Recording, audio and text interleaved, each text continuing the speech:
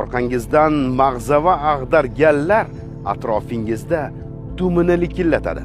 To'g'ri, moliyaviy ahvolingiz yaxshi emasdir hozir, balki shu moliyaviy ahvolingiz sabab obro' ham yaxshi emasdir.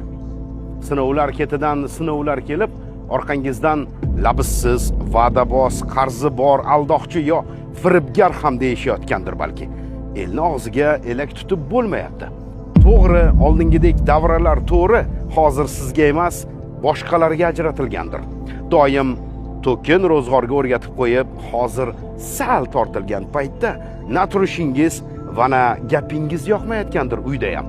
Oldinlari aytganingizga bittada itoat qilganlar yo ishingizni bajarib yurganlarga gapingiz tugul, so'zingiz, hatto ovozingiz ham yoqmay qolgandir. Nima desangiz ham hozir bir tinga olinmayotgandek tuyulayotganining asl sababi nimada aytaymi? To'g'risini ayting, o'zingiz ham fahmlab bo'ldingiz-ku. To'ppa-to'g'ri. Pulingiz bo'lsa hammaga yoqasiz. Pulingiz bo'lsa, hozir sanab o'tganlarimiz orqangizdan mag'zava ag'darganlar atrofingizda dumini likillatadi.